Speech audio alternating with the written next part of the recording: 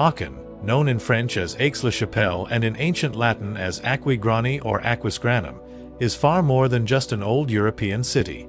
It is a place where the echoes of emperors, Roman baths, royal courts, and Christian history still seem to linger in the air. Nestled within a valley surrounded by wooded hills, with the gentle waters of the Worm River flowing through it toward the Meuse, Aachen rose from humble beginnings to become one of the most influential cities in medieval Europe. By the early 20th century, Aachen had already grown into a thriving and deeply religious city. In 1905, its population stood at more than 151,000 people, the overwhelming majority being Catholics. Churches, monasteries, and religious traditions shaped the rhythm of life there, giving the city a distinctly Christian identity that stretched back more than 1,000 years. But Aachen's story begins long before medieval kings and cathedrals. The city first owed its existence to something hidden beneath the earth itself: its famous healing hot springs. Long before the rise of Christian Europe, the Romans discovered these warm mineral waters and recognized their value. Soldiers, nobles, and travelers journeyed there seeking rest, healing, and renewal. The Romans called the place Aquae Grani, meaning the waters of Granus, named after a Celtic god associated with healing. Even in those ancient days, Aachen was already becoming known as a place of comfort and restoration. As centuries passed and the Roman Empire faded, Aachen did not disappear. Under the Merovingian kings, an early Frankish royal court was established there, quietly laying the foundation for what the city would later become. Yet it was not until the arrival of one extraordinary ruler that Aachen's destiny changed forever. That ruler was Charlemagne. To understand Aachen is to understand Charlemagne himself, the mighty king who dreamed of rebuilding the glory of Christian civilization in Europe. Of all the cities within his vast empire, Aachen became his favorite. There was something about the city that captivated him. Its warm springs, its peaceful valley, and its strategic location at the heart of his growing realm. Charlemagne transformed Aachen from a modest settlement into the beating heart of an empire. He ordered the construction of a magnificent imperial palace, designed not merely as a residence but as a symbol of power, learning, and Christian unity. Beside it rose an extraordinary chapel, noble and majestic, built to reflect the glory of both God and empire. This chapel would later become the famous Aachen Cathedral, one of the oldest and most historically important cathedrals in Europe. Within those walls, Charlemagne sought to create more than political authority.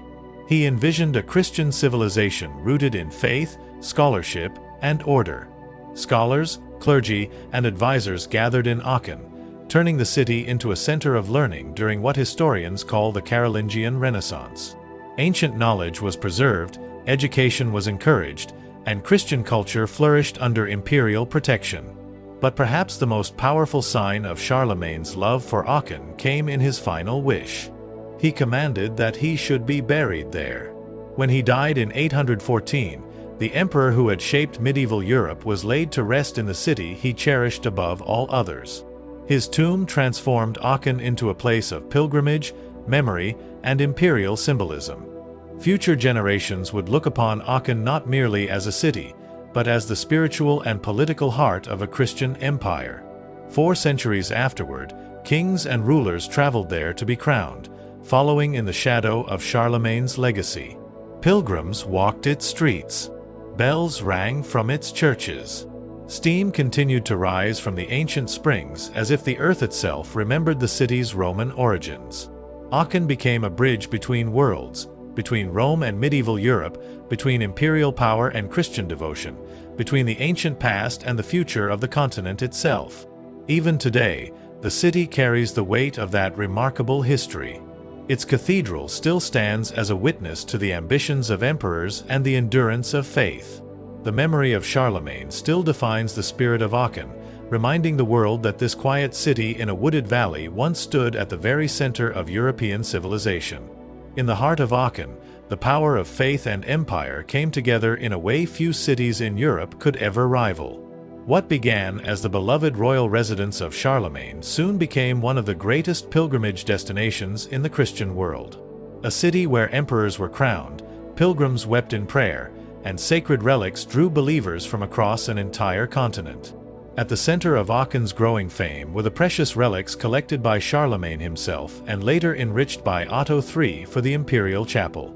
These holy treasures were believed to connect the faithful directly to the sacred history of Christianity, and their presence transformed Aachen into a spiritual beacon during the Middle Ages. Word of these relics spread across Europe like wildfire. Soon, vast crowds of pilgrims began making the difficult journey to Aachen. They came from Germany, Austria, Hungary, England, Sweden, and many other lands. Some traveled on foot for weeks or even months, crossing forests, mountains, and dangerous roads just for the chance to stand inside Aachen's sacred chapel and gaze upon the revered relics. These great religious gatherings became known as the shrine pilgrimages. Imagine the scene: endless streams of weary pilgrims entering the city gates, carrying candles, crosses, banners, and prayers. Church bells echoed through the streets while merchants filled the marketplaces. Monks chanted hymns as nobles, peasants, and clergy crowded together beneath the towering walls of the imperial church. Aachen became a meeting place for all of Christian Europe. The relics themselves inspired awe and deep devotion. To medieval believers, they were not merely historical objects, they were holy links to heaven itself. Seeing them was considered an act of immense spiritual significance, capable of renewing faith and drawing the soul closer to God. As the fame of these pilgrimages continued to grow, the crowds became almost overwhelming. By the middle of the 14th century, church authorities introduced a new custom. The 4 great relics would only be publicly displayed once every 7 years. This decision made the events even more extraordinary. Pilgrims waited years for the opportunity, and when the sacred display finally arrived, Aachen once again overflowed with people from every corner of Europe. Remarkably, this centuries-old tradition still continues today, connecting the modern city with its medieval past. Yet Aachen's greatness was not built on pilgrimage alone. The city also stood at the center of imperial power.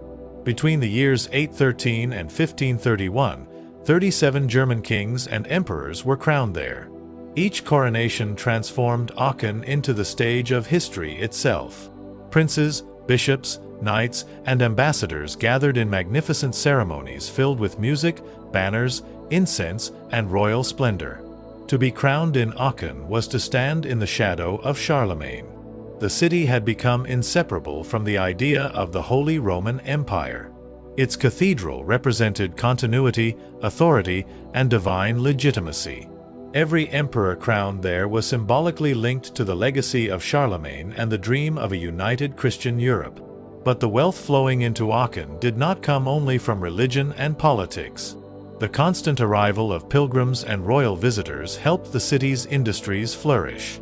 Markets expanded, craftsmen prospered, and trade grew rapidly. Inns, workshops, and merchants thrived as Aachen became one of the busiest and wealthiest cities in the empire. Successive emperors granted the city special privileges and protections, further strengthening its influence and prosperity.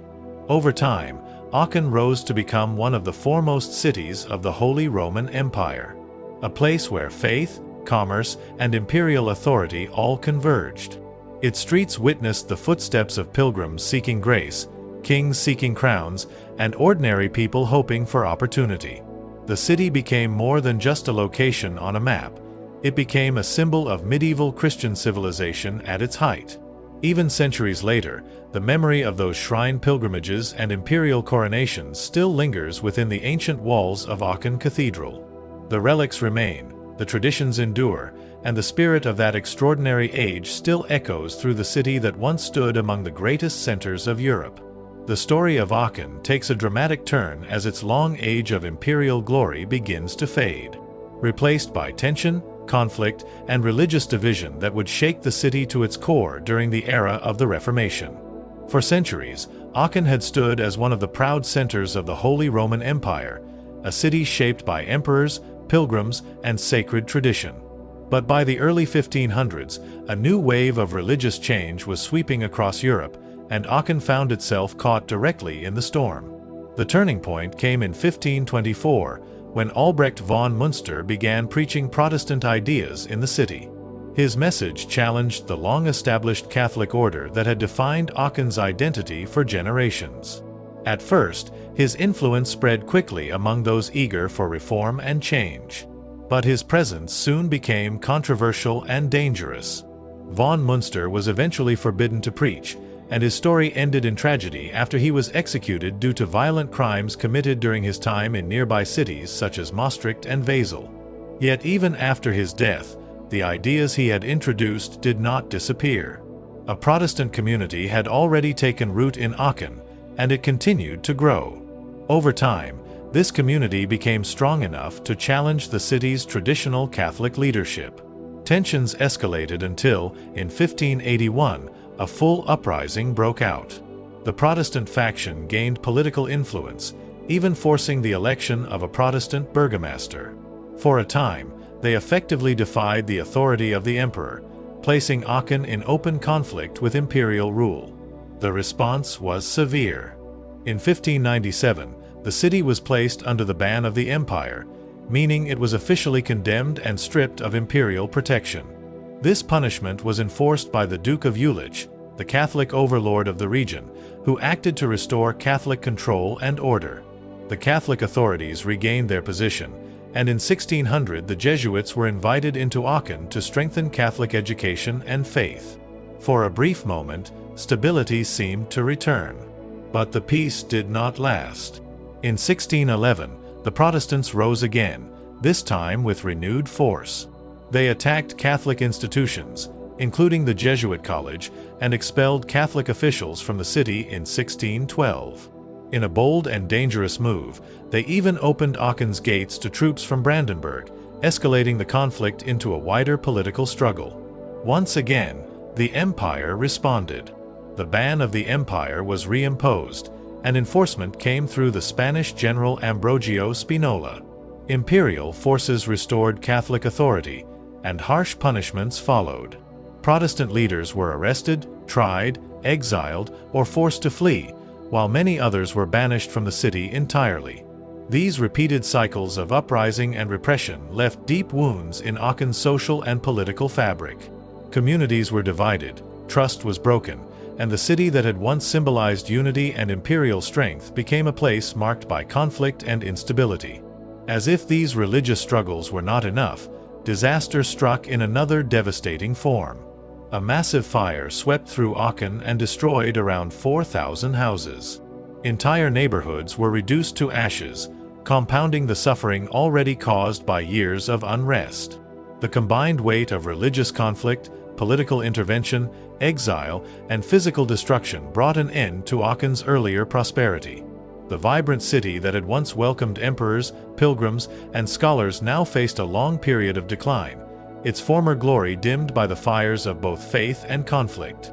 Yet even in this era of turmoil, Aachen remained a powerful reminder of Europe's turbulent history, where belief, authority, and human struggle collided in ways that forever reshaped its destiny. After years of religious turmoil, rebellion, and devastating destruction, Aachen slowly entered a new chapter in its long and dramatic history. Though the city would never fully regain the overwhelming power and prestige it once held during the age of Charlemagne, Aachen still remained deeply connected to the great political struggles shaping Europe. In the 17th and 18th centuries, the city became an important stage for diplomacy and international politics.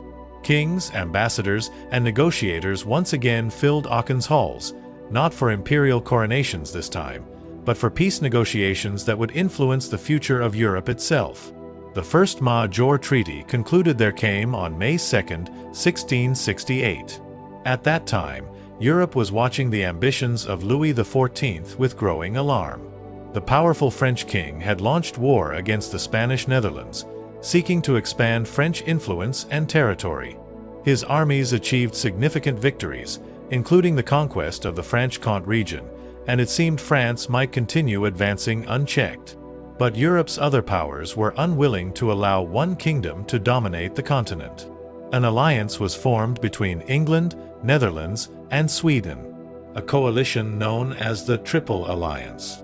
Their combined pressure forced Louis XIV to negotiate. The resulting peace agreement, signed in Aachen, compelled the French king to abandon much of his campaign. He was required to restore the Franche-Comté, which he had conquered, and instead settle for possession of only 12 Flemish fortresses. Though France remained powerful, the treaty demonstrated that the balance of power in Europe could still restrain even the mightiest ruler. Once again, Aachen had become a city where the fate of nations was decided. Decades later, the city hosted another historic peace settlement. On October 18, 1748, the Second Treaty of Aachen brought an end to the long and exhausting War of the Austrian Succession. This conflict had drawn nearly every major European power into battle over the question of who should inherit the Habsburg throne after the death of Emperor Charles VI. The war devastated regions across Europe, draining economies and costing countless lives. When peace negotiations finally arrived in Aachen, the city once more became a meeting point for diplomats attempting to restore order to a weary continent. For a brief moment, Aachen stood again at the crossroads of European history.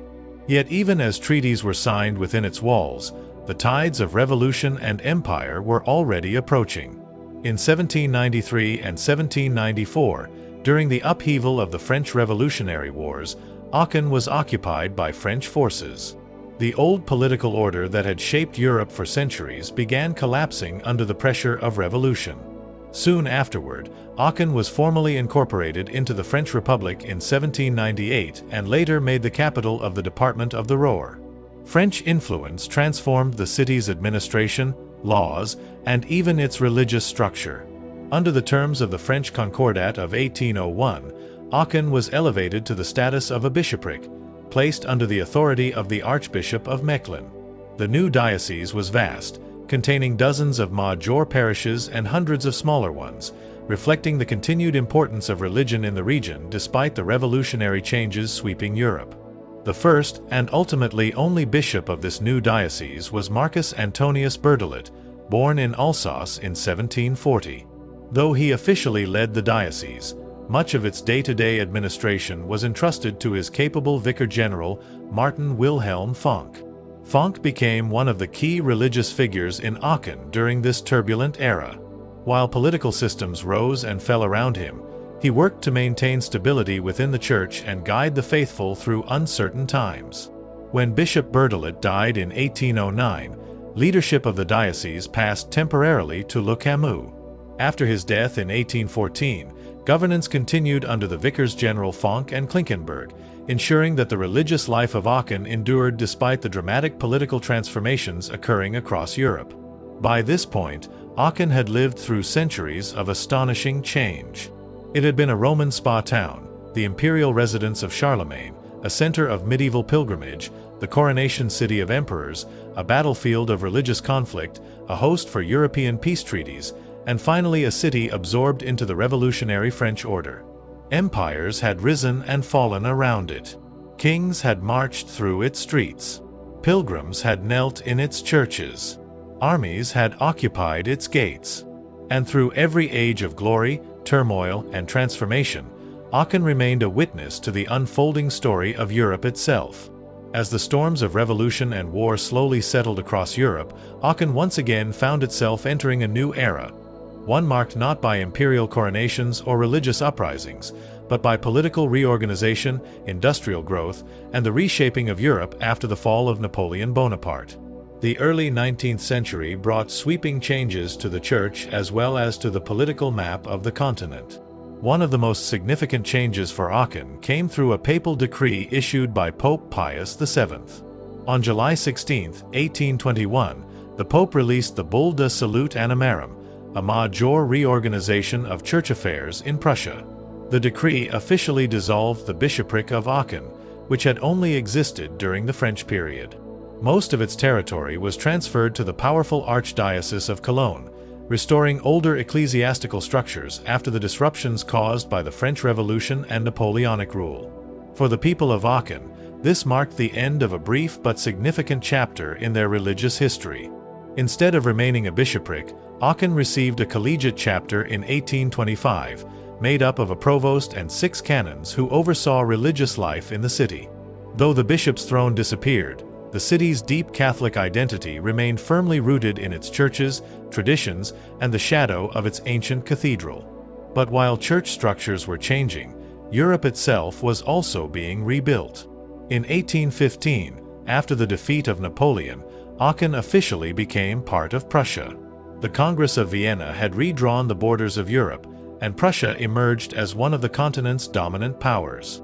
Aachen, with its strategic location near the borders of several European nations, suddenly regained political importance. Only a few years later, the city once again became the center of international diplomacy. From September 30th to November 11th, 1818, Aachen hosted the famous Congress of Aix-la-Chapelle. Once more, rulers, diplomats, and political leaders from across Europe gathered in the historic city to decide the future of the continent after years of war and revolution. The Congress was attended by the sovereigns of Russia, Austria, and Prussia, along with representatives from France and England. The great powers sought to establish stability and prevent Europe from descending once again into chaos. One of the central questions was how France should be treated after the Napoleonic Wars. In the end, France received important concessions. Its war indemnity was reduced, and the occupying armies stationed on French soil were withdrawn earlier than expected. Even more importantly, France was welcomed back into the circle of Europe's major powers and joined the Holy Alliance. The other powers, Russia, Austria, Prussia, and England, agreed to support the Bourbon monarchy in France and protect it against future revolutions that might threaten the throne. For Aachen, the Congress was another reminder of its historic role as a meeting place where Europe's destiny was negotiated. Yet, unlike earlier centuries, the city's future would no longer depend mainly on emperors, relics, or pilgrimages. A new force was beginning to shape Aachen's prosperity: industry. Under Prussian administration, the city experienced a remarkable economic revival. The discovery and development of nearby coal mines provided the energy needed for rapid industrial expansion. Factories and workshops multiplied, transforming Aachen into an important industrial center. Its industries became increasingly diverse and productive. Linen manufacturing flourished. Needle-making workshops gained fame. Machinery production expanded alongside glassworks and textile mills producing woolen and half-woolen fabrics. The sounds of industry began replacing the echoes of medieval processions. At the same time, Aachen never lost the gift that had first given birth to the city centuries earlier: its healing hot springs. Visitors continued to travel there seeking rest, health, and relaxation, just as the Romans had done long before Charlemagne ever walked its streets. The famous thermal waters attracted guests from across Europe, bringing wealth and life back into the city. Slowly, Aachen rose again. Though no longer the imperial capital of medieval Christendom, it reinvented itself as a modern city, part historical treasure, part diplomatic crossroads, part industrial powerhouse, and part spa destination. Its cathedral still carried the memory of emperors. Its streets still whispered stories of pilgrims and kings. But now steam engines, factories, and international diplomacy shaped its identity alongside its ancient traditions. Aachen had survived conquest, religious wars, revolution, and decline.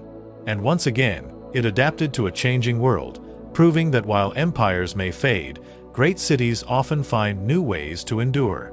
In the long and layered history of Aachen, the city's ecclesiastical life has remained one of its most enduring features, carrying forward centuries of faith, architecture, and tradition that trace directly back to the age of emperors and saints. By the early 20th century, Aachen had become an important deanery within the Archdiocese of Cologne. Though its role as an independent bishopric had long since passed, its religious significance remained strong and deeply organized.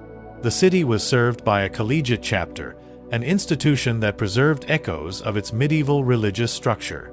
This chapter consisted of a provost, 6 regular canons, and 4 honorary canons. An arrangement that reflected both tradition and continuity rather than political power. The Catholic presence in Aachen was extensive and deeply rooted in daily life. The city contained 12 Catholic parishes, supported by a network of 46 churches and chapels spread throughout its urban and surrounding districts. These were not just places of worship, but centers of community life, education, and spiritual guidance for generations of inhabitants. In 1906, the strength of this ecclesiastical system was evident in its clergy. Aachen was served by 87 secular priests and 24 members of religious orders, along with 9 additional priests from other dioceses. Together, they formed a vibrant and structured religious community, ensuring that the city's spiritual traditions remained active and visible despite centuries of political change and modernization. Yet among all of Aachen's sacred buildings, one structure stands above the rest in both historical and architectural significance. The cathedral, often referred to as the Minster.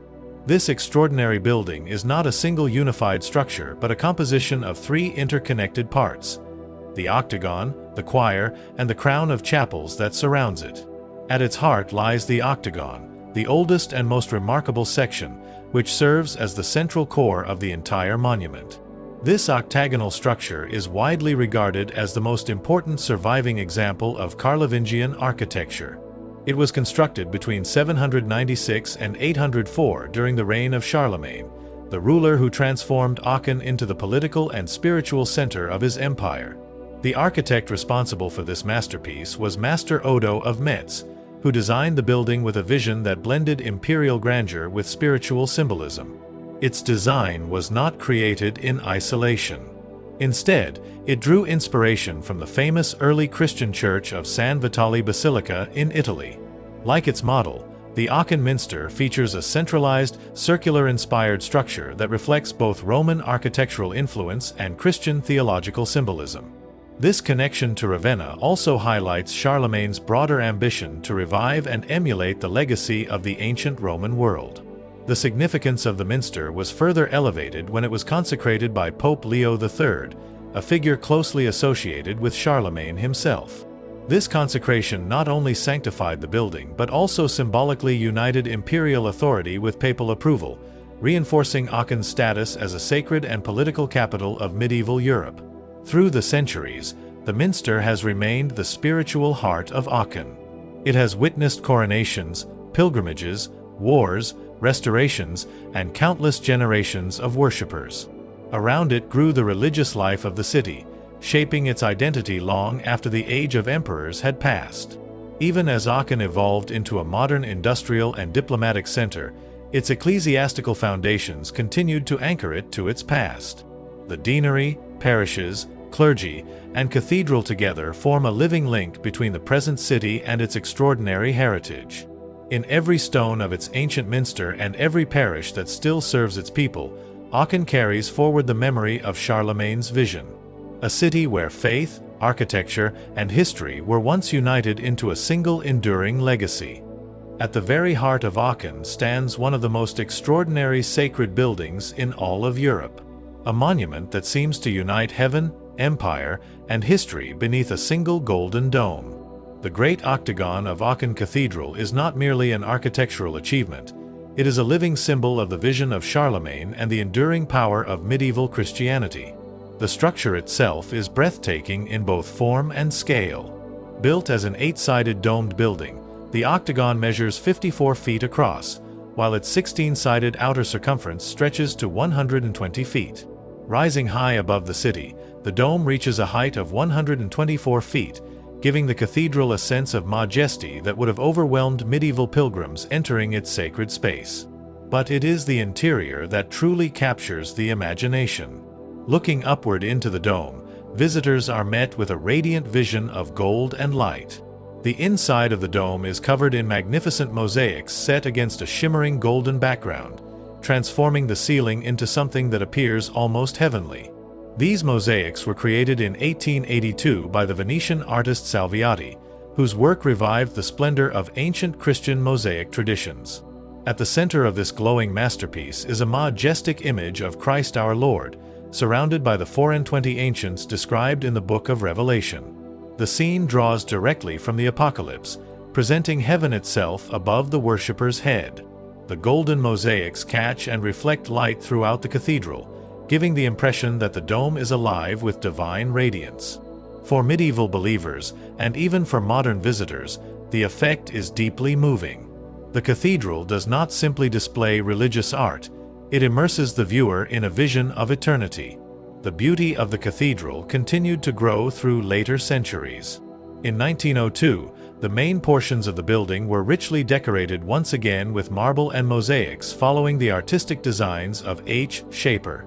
These restorations sought to preserve the imperial and sacred dignity of the cathedral while renewing its splendor for a modern age. Yet among all the treasures contained within the octagon, few are more symbolic than the great circle of lamps suspended above the site believed to contain the grave of Charlemagne himself. This enormous corona of lamps hangs majestically over the sacred spot like a glowing crown suspended in the air. It was gifted by Frederick Barbarossa, one of the most powerful emperors of the Middle Ages. The gift was more than decorative, it represented a tribute from one emperor to another, linking Frederick Barbarossa directly to the memory and legacy of Charlemagne. Standing beneath that great ring of light, one feels the weight of centuries. Beneath it rests the memory of the ruler who shaped medieval Europe, united vast territories under Christian rule, and transformed Aachen into the heart of an empire. Nearby, within the choir of the octagon, known as the Upper Minster, stands another remarkable relic of imperial history, the throne of Charlemagne. Simple yet imposing, the throne is made from large slabs of white marble. Unlike the ornate royal thrones of later centuries, its power lies in its solemn dignity and historical meaning. This was the seat from which the legacy of empire was continued generation after generation. After their coronation ceremonies, German emperors would ascend to this throne and receive the homage of their nobles. In that moment, seated upon the marble chair of Charlemagne, each ruler symbolically inherited the authority and tradition of the great emperor himself. Imagine the atmosphere within the cathedral during those ceremonies. Candles flickering against golden mosaics, choirs chanting beneath the dome, nobles kneeling before the newly crowned emperor, and the immense weight of history pressing upon every stone of the building. The cathedral became far more than a church. It was a stage upon which the spiritual and political identity of medieval Europe was displayed before the world. Even today, the octagon of Aachen Cathedral continues to inspire awe. Its dome still glows with heavenly imagery. The great lamp crown still hangs over Charlemagne's resting place. The marble throne still stands in silent witness to centuries of coronations and imperial ceremonies. Within those ancient walls, the memory of empire has never fully faded. Every mosaic, every marble slab, and every beam of light reminds visitors that Aachen was once the sacred heart of a civilization, and that the vision of Charlemagne still echoes beneath its golden dome. While the ancient octagon of Aachen Cathedral reflects the imperial vision of Charlemagne and the grandeur of the Carolingian age, another part of the cathedral reveals the soaring spiritual imagination of the Gothic world. Attached to the eastern side of the octagon stands the magnificent upper choir, a masterpiece of Gothic architecture that transformed the cathedral into a place not only of imperial memory, but of breathtaking beauty and sacred wonder. Construction of this rich choir began during the second half of the 14th century, at a time when Gothic architecture was reaching its height across Europe. Generations of craftsmen, builders, and artists labored to create a space worthy of the cathedral's sacred and imperial history. Finally, in 1414, the choir was dedicated, adding a new chapter to the story of Aachen. If the octagon speaks of strength, order, and empire, the Gothic choir speaks of light, heaven, and transcendence. The most striking feature of the choir is its immense windows. 13 towering windows rise dramatically upward, each reaching nearly 100 feet in height. These enormous expanses of glass flood the interior with colored light, transforming the choir into a glowing sanctuary where stone and sunlight seem to merge together.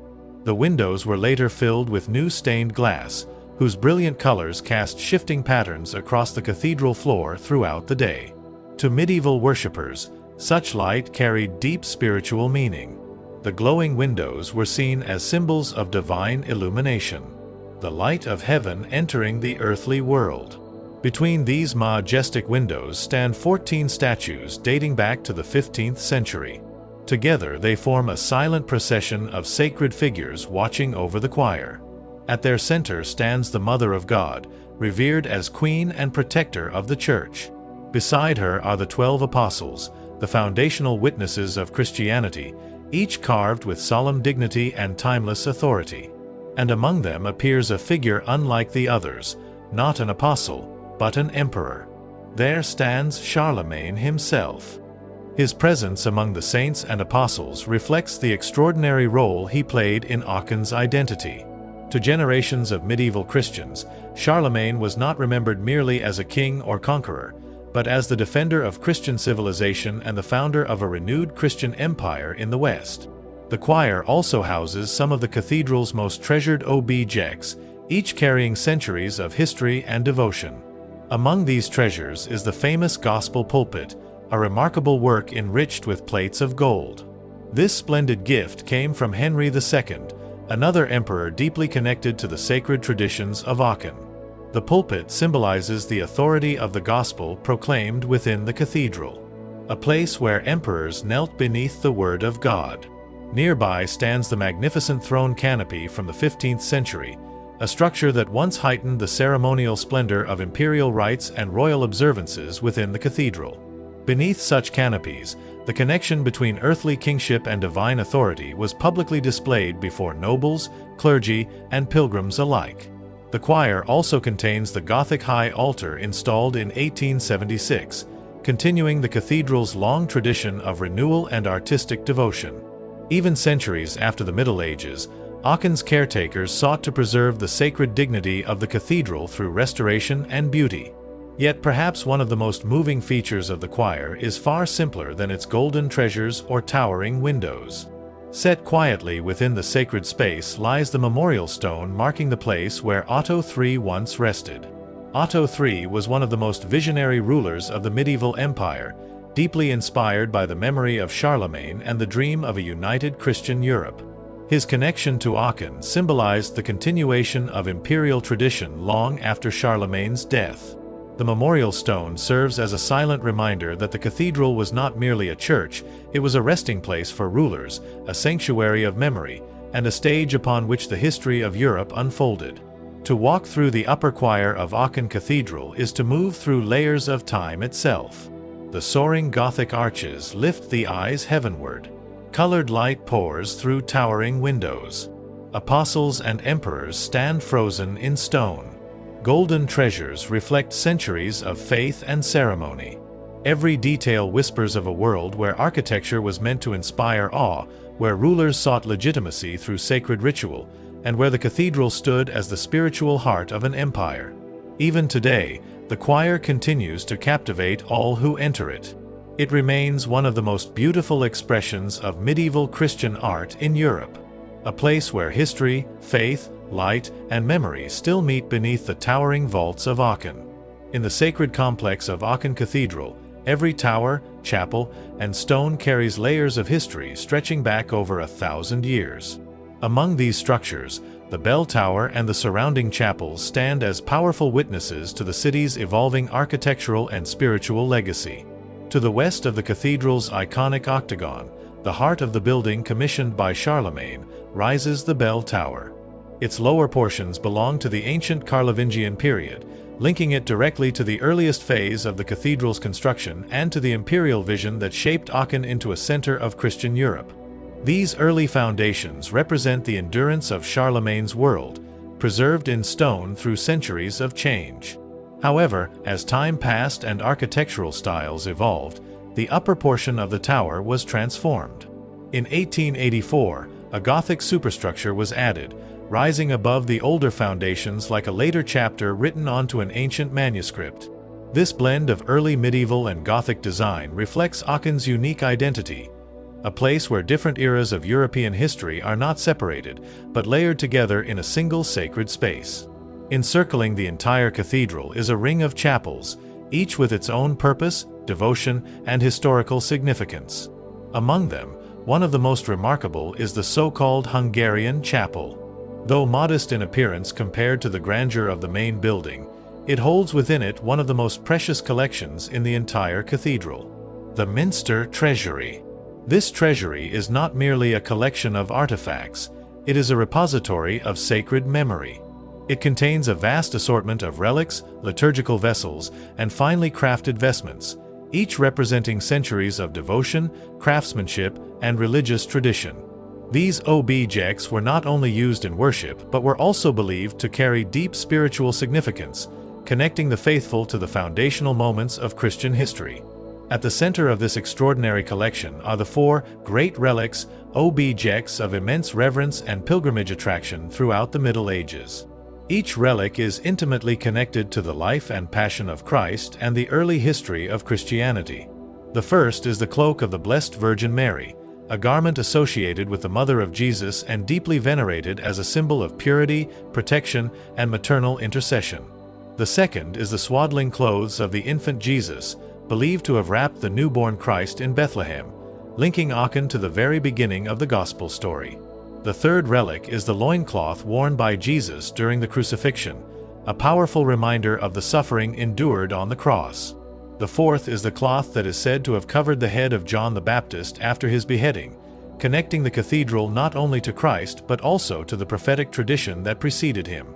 Together, these four relics transformed Aachen into one of the most important pilgrimage destinations in medieval Europe. Pilgrims traveled from distant lands to see them, believing that their presence offered spiritual grace, healing, and divine favor. Within the quiet walls of the Hungarian chapel, these treasures still rest today, surrounded by centuries of devotion. They stand as a reminder of Aachen's unique role in Christian history, a city where imperial ambition, sacred relics, and artistic achievement all converged. From the ancient Carlovingian stones of the bell tower to the treasured relics hidden within the chapels, Aachen Cathedral remains a living monument. It tells the story of a civilization where faith shaped architecture, relics inspired pilgrimage, and every structure was built not only for beauty, but for the glory of God and the memory of sacred history. In the sacred city of Aachen, the rhythm of faith, history, and civic life has long been shaped by ancient traditions, monumental churches, and imperial memory. Among the most powerful of these traditions is the periodic public display of the city's revered holy relics, objects of devotion that have drawn enormous crowds of pilgrims for centuries. These sacred relics are exposed only once every 7 years, a rare and highly anticipated event that transforms Aachen into a vast center of pilgrimage. When the relics are revealed, the city is filled with thousands upon thousands of worshippers who travel from near and far to witness them. Historical records show the extraordinary scale of these gatherings. 139,628 pilgrims attended in 1874, and even more, 158,968, came in 1881. Such numbers reflect not only deep religious devotion but also the enduring spiritual magnetism of Aachen, where faith and history continue to intersect in powerful ways. Beyond this extraordinary pilgrimage tradition, Aachen is also distinguished by a remarkable collection of churches, each representing a different layer of architectural and spiritual heritage. One of the most notable is the Church of Our Lady, a striking Gothic brick structure designed by Friedrich Statz and completed in 1859. Its design reflects the revival of Gothic architecture in the 19th century, when architects sought to reconnect modern worship with the spiritual grandeur of the medieval past. The church stands as a testament to this renewed interest in sacred form and historical continuity. Equally significant is the Church of St. Foillon, the oldest parish church in the city. Though its origins reach back further, its present structure dates from the Gothic period. Over time, it has been carefully preserved and renovated, particularly between 1883 and 1888, ensuring that its ancient spiritual role continues into the modern era. As one of Aachen's earliest centers of parish life, it represents the deep-rooted continuity of Christian worship in the city. Another important religious landmark is the Romanesque Church of St. James, constructed between 1877 and 1888. Built in a style that echoes the solidity and simplicity of early medieval architecture, it reflects the 19th century fascination with Romanesque design and the desire to revive older European artistic traditions within contemporary religious life. Together, these churches form a rich spiritual landscape, each contributing to Aachen's identity as a city shaped by centuries of devotion, architectural renewal, and pilgrimage. Yet Aachen is not only defined by its sacred spaces. At the heart of its civic and historical identity stands one of its most important secular monuments, the Rathaus, or Town Hall. Built between 1333 and 1350, this grand structure rises directly on the site of the former imperial palace of Charlemagne, incorporating its ruins into its very foundation. In doing so, it physically links the civic life of the city with its imperial origins. Over the centuries, the Rathaus underwent extensive renovation, particularly between 1882 and 1903, preserving its historical significance while enhancing its architectural beauty. Its facade is adorned with statues representing 54 German emperors, a powerful visual reminder of Aachen's long association with imperial power and the legacy of the Holy Roman Empire. Inside, the grandeur continues in the famous Kaisersaal, or Imperial Hall. This magnificent space is decorated with 8 large frescoes based on designs by the artist Alfred Rethel.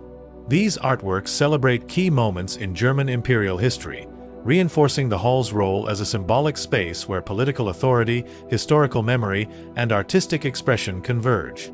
Together, the churches and civic buildings of Aachen create a cityscape where sacred devotion and imperial heritage are inseparably intertwined.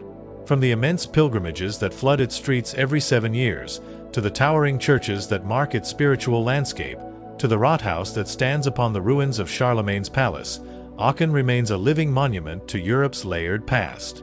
It is a city where faith still draws crowds of pilgrims, where history is carved into stone and sculpture, and where the echoes of emperors and saints continue to shape its identity across the centuries. In Aachen, there are foundations established by the Franciscans, Capuchins, and Redemptorists. The elections have one institution, a sanatorium and hospital for insane men and epileptics. The Franciscan Brothers conduct an apprentice's home and an asylum for boys. A number of female orders also have establishments. The Sisters of St. Charles Borromeo have charge of an eye hospital, a city asylum for orphans and the aged, with a wing for insane women, and Our Lady's Hospital, a working women's home, and a protectory for girls. The Christentions have but one house, which is devoted to the care of the sick. The Sisters of St. Elizabeth have 5, a mother house, a city hospital of St. Vincent, a city home for the sick, an asylum for the aged poor under the patronage of St. Joseph, and a city hospital of Our Lady of Help. The Franciscan Sisters have 6 institutions, a mother house, a refuge for working women, an asylum for homeless girls, a home for servant girls out of employment and domestics no longer able to work, a hospital of St. Mary, and a sanatorium. The Sisters of the Good Shepherd have 1 house. The Sisters of the Poor Child Jesus conduct 2, a school for neglected girls, with a manual training school and kindergarten attached, and a hospital and sanatorium for members of the society, with a boarding house, 8 shelters, etc. The Carmelites have 1 institution, and the Ursulines 1, a higher boarding school for girls. The Sisters of St. Vincent have a creche and 2 kindergartens, besides 6 Catholic orphanages. Among the religious and social unions should be mentioned 8 congregations and 2 unions for boys, 1 workmen's union, 1 journeyman's union with a home of its own, 2 tradesmen's unions, 1 union of female shop employees, the Catholic Protective Union for girls, women, and children, 1 vestment society, and 1 Sicilian society. There are 2 Catholic daily papers published in Aachen. Councils of Aachen. A number of important councils were held here in the early Middle Ages. In the Mixed Council of 789, Charlemagne proclaimed an important capitulary of 81 chapters, largely a repetition of earlier ecclesiastical legislation that was accepted by the clergy and acquired canonical authority. At the Council of 799, after a discussion of 6 days, Felix, Bishop of Urgel in Spain, avowed himself overcome by Alcuin and withdrew his heretical theory of adoptionism. In the synods of 816, 817, 818, and 819, clerical and monastic discipline was the chief issue, and the famous Regula Equensis was made obligatory on all establishments of canons and canonesses, see monasticism, Western, while a new revision of the rule of Saint Benedict was imposed on the monks of that order by the reformer Benedict of Anian. The Synod of 836 was largely attended and devoted itself to the restoration of ecclesiastical discipline that had been gravely affected by the civil wars between Louis the Pious and his sons. From 860 to 862, 3 councils were occupied with the question of the divorce of King Lothair I from his wife, Thutberga. In 1166 took place the famous Schismatic Council, approved by the Antipope Paschal III, in which was decreed the canonization of Charlemagne, that was solemnly celebrated December 29th of that year. And so the story of Aachen unfolds like a vast tapestry woven across centuries, where empires rose, faith endured, and history never truly left its streets. From the vision of Charlemagne, who chose this quiet valley of hot springs as the heart of his empire, to the golden age of pilgrimages that drew hundreds of thousands in search of sacred relics, Aachen became far more than a city. It became a meeting point between earth and heaven, where rulers were crowned, prayers were whispered beneath towering domes, and Europe itself seemed to gather within its walls. We saw its glory rise in cathedral stone and imperial halls, its devotion preserved in relics venerated by generations, and its authority echoed in coronation rites that shaped the destiny of kings. We also witnessed its struggles, religious division, war, fire, and political upheaval, each leaving scars, yet never erasing its identity. Even as centuries passed and powers shifted from emperors to nations, Aachen never lost its deeper essence. It adapted, rebuilt, and endured. Its cathedral still rises like a memory carved in stone. Its relics still draw pilgrims in silence and awe. Its history still breathes through every archway, statue, and sacred chamber. In the end, Aachen is not just a place on the map. It is a living witness to Europe's soul. A city where the sacred and the historical are forever intertwined, reminding us that some stories are not simply told. They are still being lived. And perhaps that is the true legacy of Aachen, not just what it was, but what it continues to be. A bridge between past and present, earth and eternity. If this journey through Aachen's history moved you, don't let it end here. There are still countless untold stories waiting. Stories of saints, emperors, sacred relics, forgotten cities, and moments in history where faith and destiny collided. If you enjoy deep, cinematic storytelling like this, make sure to subscribe to the channel, turn on the notification bell, and stay with us as we uncover more hidden chapters of Christian history and the lives that shaped it. Because every story we tell here is more than history. It's a reminder that the past is still speaking, and the next story might be the one that stays with you the longest.